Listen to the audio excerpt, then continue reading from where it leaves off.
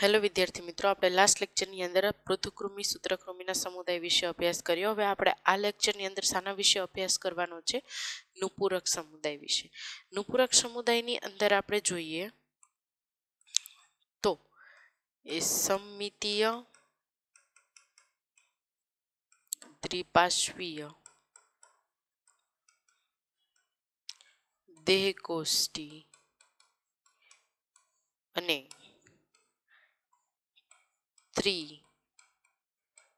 ગર્ભસ્તરીય રચના ધરાવે છે.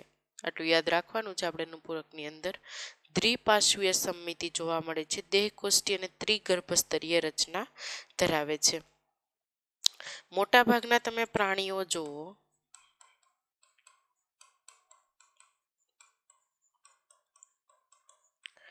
કેવા છે? સ્થળજ પ્રાણીઓ છે. અમુક છે એ જલીય છે. ઓકે, સ્થળજ પ્રાણીઓ છે, જલીય છે. પછી અમુક દરવાસીઓ આપણને જોવા મળે છે. અમુક છે ટ્યુબની અંદર રહેતા પ્રાણીઓ છે.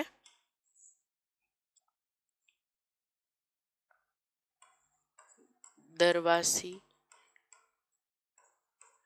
ટ્યુબમાં રહેતા અમુક પ્રાણીઓ છે એ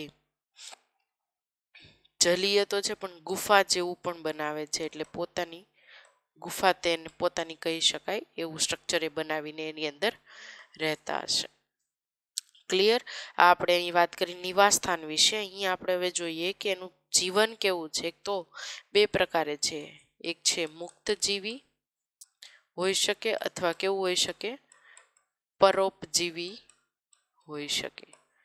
ઓકે, મુક્તજીવી તરીકે રહી શકતા હોય ને અમુક છે પરોપજીવી તરીકે. નળાકાર અને અંગતંત્ર સ્તરીય અહીં આયોજન ધરાવશે. એનું જે અંગતંત્રનું આયોજન છે કેવું છે? નળાકાર અંગતંત્ર. એનું આયોજન આખું નળાકાર સ્વરૂપે આપણને જોવા મળે છે. ક્લિયર અહીંયા સુધી? પ્રચલન માટે શું કરશે?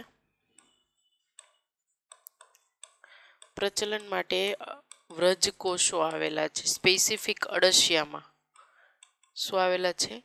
વ્રજકોષો, જેના પરિણામે શું કરે છે? પ્રચલન કરી શકે છે. અને જે અમુક જલીય છે તો એની અંદર શું આવેલું હશે? અભિચરણ પાદ આવેલા છે, જેને આપણે પાર્શ્વીય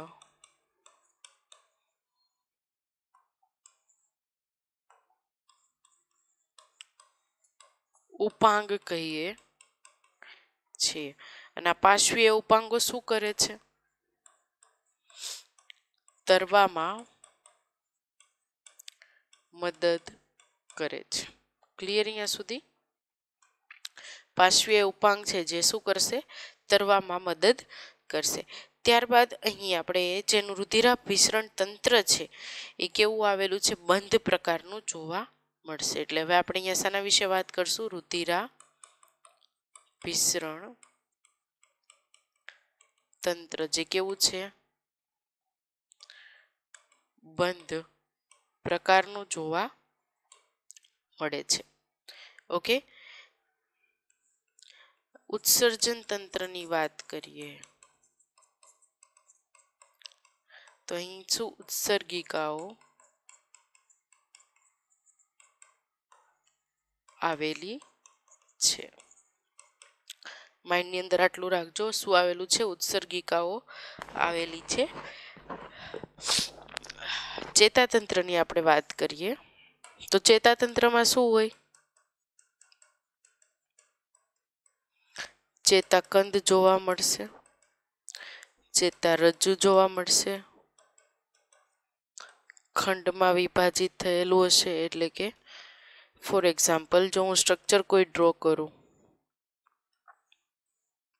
અળસિયું આખું કેવું છે? ખંડમાં છે. ખબર છે ને?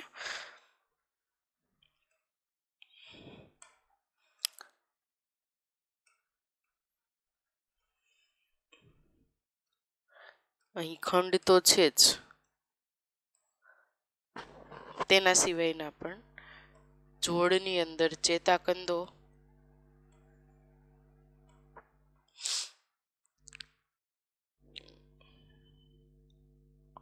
આ મસ્તિષ્કનો ભાગ છે.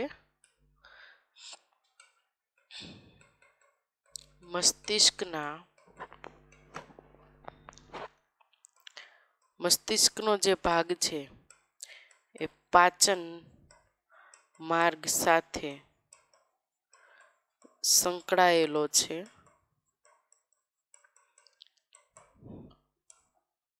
અને મસ્તિષ્કના ભાગમાં જે ચેતાકંદ અને ચેતારજ્જુ છે, અહીંયા આપણને બેવડી જોડમાં દેખાશે. કેવી રીતે દેખાશે? બેવડી જોડમાં દેખાશે. પરિણામે શું બનાવશે?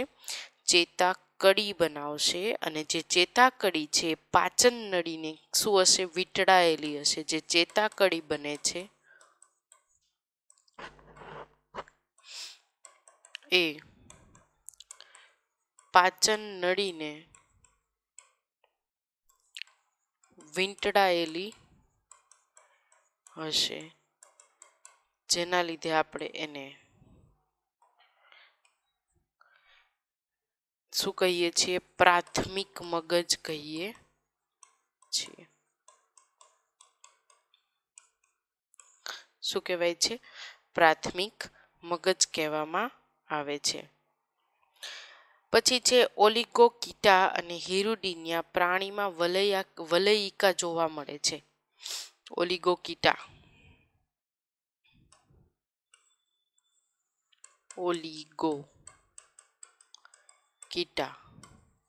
અને હિરુડિકિયા વલયિકા જોવા મળશે. વલય જેવું સ્ટ્રક્ચર. ઓકે, જે આ વલયિકા જોવા મળે છે, વલયિકા શા માટે ત્યાં જોવા મળશે? કેમ કે ખંડોમાં વિભાજિત થયેલી છે. અને હિરુડિનિયા છે એ તો 33 ખંડોમાં વિભાજિત થયેલી છે. જે આ હિરુડિકા છે એ 33 ખંડોમાં વિભાજિત થયેલી છે. ઓકે, સેકન્ડ કે જે હિરુડિકા છે એ સ્ત્રાવ કરે છે. હિરુડિકા સ્ત્રાવ કરે છે. પરિણામે લાળ ગ્રંથિમાં પરિણામ શું આવે છે? કે રુધિર જામી જવાની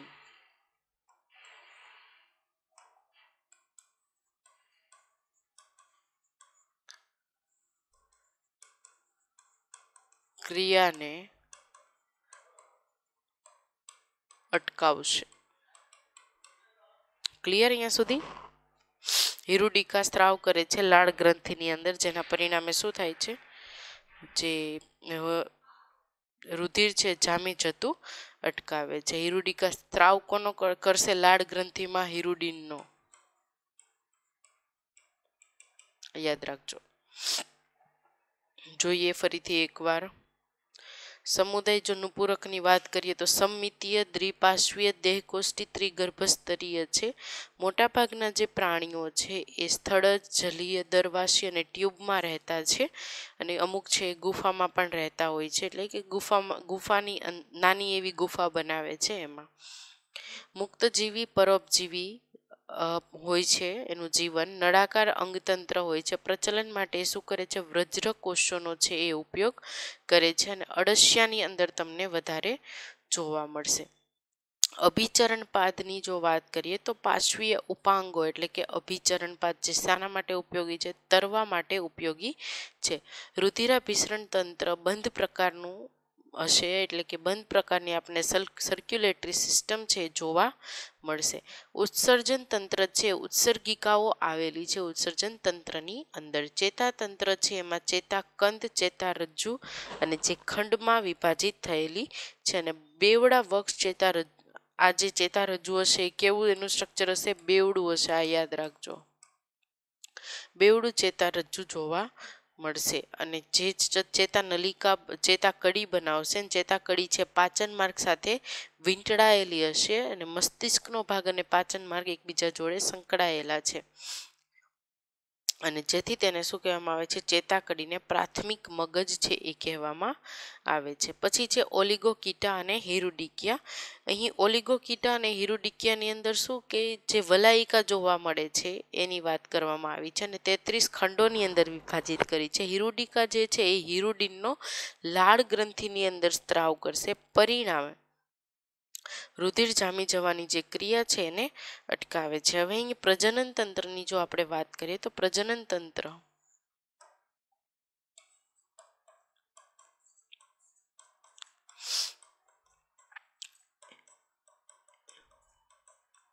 એકલિંગી આપણને પહેલા તો જોવા મળશે અને ઉભયલિંગી જોવા મળે છે. એકલિંગી પ્રકારનું હશે અને ઉભયલિંગી પ્રકારનું. અને અહીં કઈ પદ્ધતિથી થાય છે? લિંગી પદ્ધતિથી. આમાં તમારે અળસિયું યાદ રાખવાનું છે. ક્લિયર?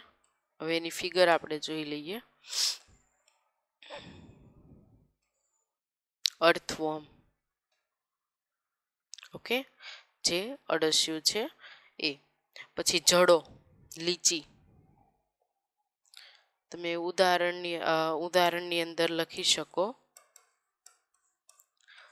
અળસિયું અને જડો. ક્લિયર?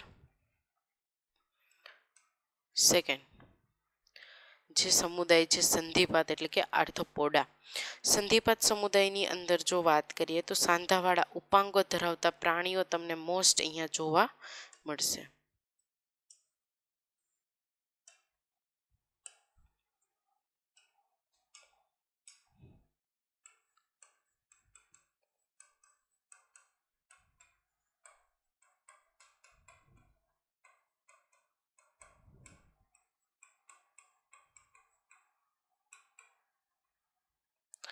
સાંધાવાળા ઉપાંગો ધરાવે છે એવા જ પ્રાણીઓ તમને અહીં જોવા મળશે. અને અહીં ખાસ તો ખંડો છે, સમજો ખંડો છે, પણ કેવી રીતે? શીર્ષ, ઉરસ અને ઉદર આવી રીતે એમાં વહેંચાયેલા હશે. તો એની વહેંચણી કેવી રીતે છે? શીર્ષ, ઉરસ અને ઉદર. હેડ, થોરેક્સ એન્ડ એબડોમેન. ત્યારબાદ આપણે એમ જોઈએ કે સૌથી વધારે જો આપણને વધારેમાં વધારે સમુદાય જોવા મળતો હોય તો એ કયો છે? આ સંધિપાત સમુદાય છે. એટલે 2/3 ભાગ આપણે જોઈએ પ્રાણીઓમાં તો એ શેનો છે? સંધિપાદ સમુદાયનો. ઓકે, ક્લિયર અહીંયા સુધી? ત્યારબાદ જો જોઈએ કે પ્રાણીઓ અંગતંત્ર સ્તરીય આયોજન તો ધરાવે છે. એનું આયોજન કયા પ્રકારનું છે? અંગતંત્રીય છે, સમમિતીય, ત્રિગર્ભસ્તરીય, દેહકોષ્ઠી પ્રાણીઓ છે. એટલે કે દેહકોષ્ઠી, ત્રિગર્ભસ્તરીય અને રચના કેવી? સમમિતીય રચના ધરાવે છે. આટલું ક્લિયર અહીંયા સુધી? ત્યારબાદ આપણે વાત કરીએ અહીં જે આપણને સ્ટ્રક્ચર જોવા મળે છે એનું જે અંતઃકંકાલ છે એ કાઇટિનનું બનેલું છે. શેનું?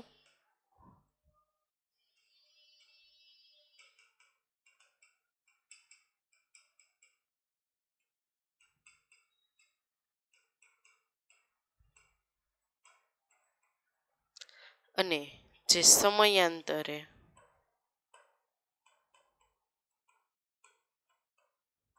દૂર થઈ જાય છે.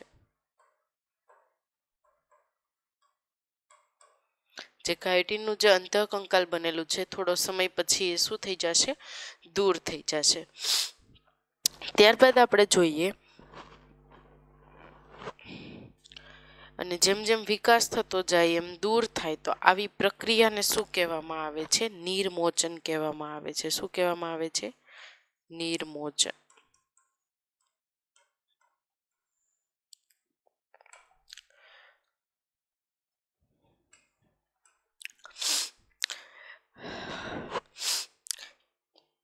શરીર જે શીર્ષ ઉરસ અને ઉદરમાં વિભાજિત આપણે જોયું કે એનું શરીર છે કયા પ્રકારે છે, શીર્ષ, ઉદર અને ઉરસમાં. અહીં આપણે જોઈએ તો સાંધાવાળા ઉપાંગો ધરાવે છે. એ તો આપણે જાણીએ છીએ. શું ધરાવે છે? સાંધાવાળા ઉપાંગો છે એ ધરાવે છે. જો શીર્ષ અને ઉરસ એકબીજા જોડે જોડાયેલા હોય તો એને શું કહેવામાં આવે છે? શિરોરસ કહેવામાં આવે છે. ક્લિયર? અહીંયા સુધી શું કહેવામાં આવે છે? શિરોરસ કહેવામાં આવે છે. પરિવહન તંત્ર આપણે વાત કરીએ પરિવહન તંત્રની, તો પરિવહન તંત્ર આપણને કયા પ્રકારનું દેખાય છે? ખુલ્લા પ્રકારનું જોવા મળશે. એટલે કે રુધિર ભિસરણ તંત્ર છે એ કેવા પ્રકારનું છે?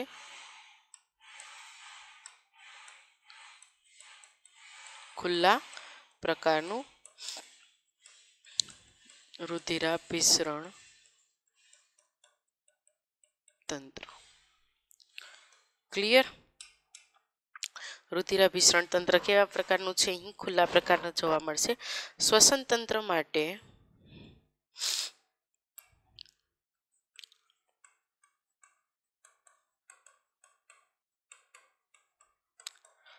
ઝાલરો,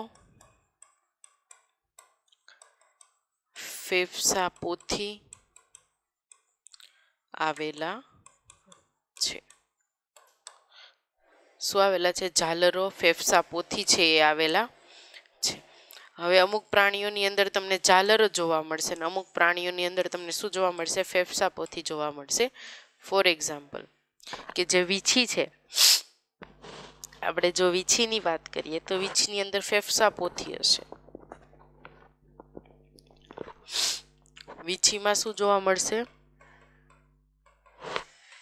ફેફસા પોથી. ઝાલરો શેમાં જોવા મળશે? ઝીંગામાં. ઝાલર પોથી શેમાં જોવા મળશે? કિંગ ક્રેબ્સમાં.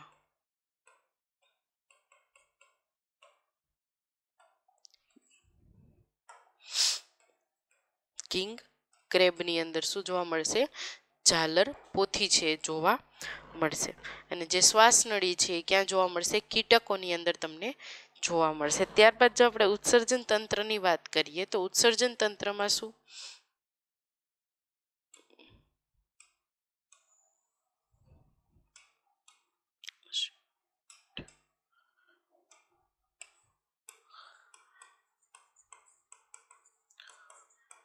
ઉત્સર્જન તંત્ર માલપિગ્યન નલિકા આવેલી હોય છે.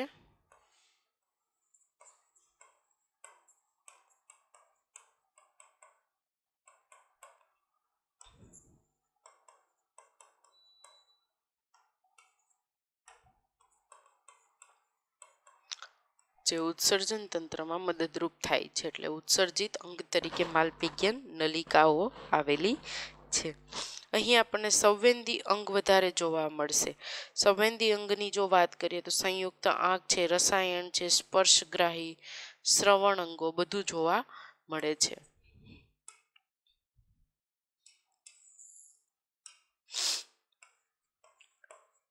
સંવેદી અંગ આંખ, શ્રવણ અંગ, સ્પર્શાનું વર્તન, સંયુક્ત આંખ જોવા મળશે. કેવી? તમામ અંગો છે જોવા મળશે. ઓકે. ત્યારબાદ પછી આપણે જોઈએ કે એનું પ્રજનન તંત્ર કયા પ્રકારે હોય છે. એટલે કે કયા પ્રકારનું એની અંદર ફલન જોવા મળે છે. તો પ્રજનન તંત્ર અંતઃફલન ધરાવે છે. શું ધરાવે છે? અંતઃફલન ધરાવે છે. અને કયા પ્રકારે જોવા મળશે આપણને? એની અંતઃફલનમાં અંડ પ્રસ્રવી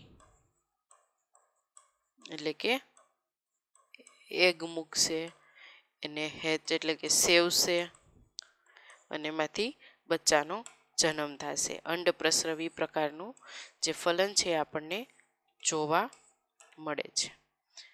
ક્લિયર અહીંયા સુધી? આપણે શાના વિશે વાત કરી? પ્રજનન અંગો વિશે વાત કરી.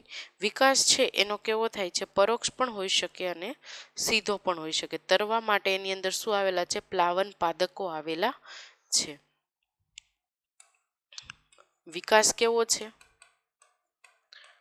સીધો છે અથવા પરોક્ષ. તરવા માટે શું હોય છે? આમાં પ્લવન પાદકો હોય છે.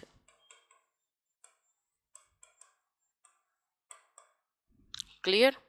તરવા માટે શું આવેલા છે? પ્લવન પાદકો છે આવેલા છે. સૌથી મોટો સમુદાય પણ તમે આને જ કહી શકો, જે સંધિપાદ છે એને. પણ આનો ઘણા બધા આર્થિક ઉપયોગો પણ જોવા મળે છે. ફોર એક્ઝામ્પલ કે મધમાખી તો મધ આપે છે. રેશમના કીડા જે રેશમ આપે છે. આર્થિક ઉપયોગિતા લખું છું.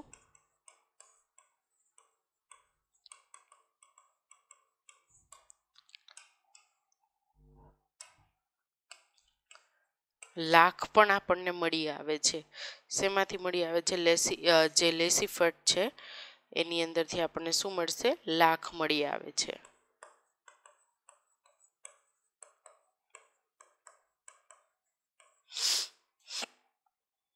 ત્યારબાદ આપણે જોઈએ કે સંધિપાદના પ્રકાર કયા કયા છે. તો સંધિપાદની અંદર 5 પ્રકાર પાડવામાં આવ્યા છે. સંધિપાદનું જો વર્ગીકરણ કરીએ તો આદિ સંધિપાદ, સ્તરકવચી, બહુપાદ, કીટક અને અષ્ટપાદ. આદિ સંધિપાદનો મતલબ સૌથી જૂનું જે છે પેરીપેટસ. સ્તરકવચી એટલે કે એની ઉપર સ્તર જોવા મળશે. એની અંદરના એક્ઝામ્પલ છે ઝીંગા અને કરચલા. બહુપાદ એટલે શું થશે? કાન, ખજૂરો અને ભરવાડ. કીટક છે એની અંદર વંદો, મચ્છર અને માખી જોવા મળે છે. અષ્ટપાદ જે છે એ વીછી અને શું છે? કરોડિયો એ એના એક્ઝામ્પલ છે. ત્યારબાદ આપણે જોઈએ કે ભાઈ પાકને નુકસાન પહોંચાડે છે.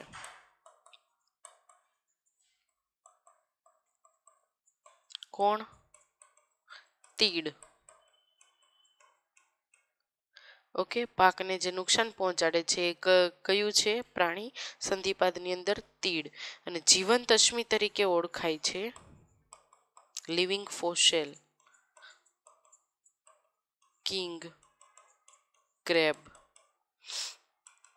ફિગર જોઈ લઈએ.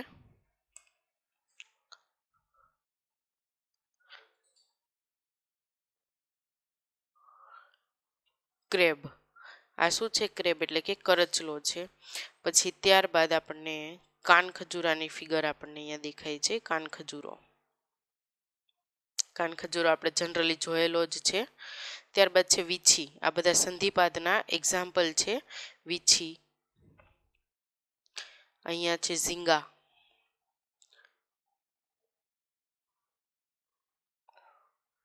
તીતી ઘોડો, ગ્રાસ હોપર જે આપણે કહીએ છીએ, આ પણ આપણે જોયેલી છે, જે પાકોને શું કરે છે? નુકસાન પહોંચાડે છે. જે પેરીપેટસ છે સૌથી જૂનું, જે શું છે? પેરીપેટસ. અહીં આપણો જે સંધિપાદ સમુદાય છે એ કમ્પ્લીટ થાય છે. હવે આપણે નેક્સ્ટ લેક્ચરની અંદર શાના વિશે, જે બાકીના સમુદાય છે આના વિશે વાત કરીશું. Thank you.